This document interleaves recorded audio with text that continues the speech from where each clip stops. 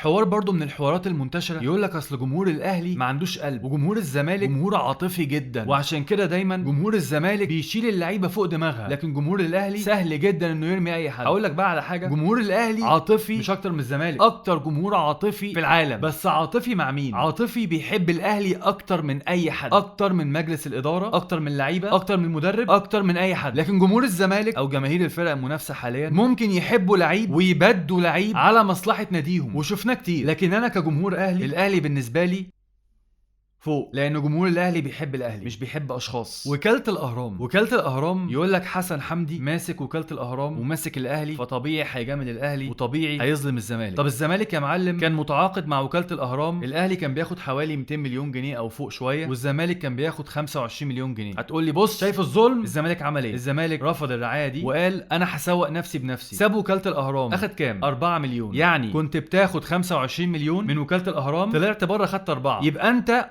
وكالة الاهرام كانت ميجا ملاك في 21 مليون اصلا. يعني اللي اخد القرار بان الزمالك يسيب وكالة الاهرام ويطلع بره ويسوق نفسه ضيع على الزمالك في وقتها طبعا 21 مليون جنيه، رقم كبير في وقتها. فالكلام الطبيعي اللي المفروض يتقال ان وكالة الاهرام جملت الزمالك بشكل صارخ ب 21 مليون جنيه. كفايه كذب.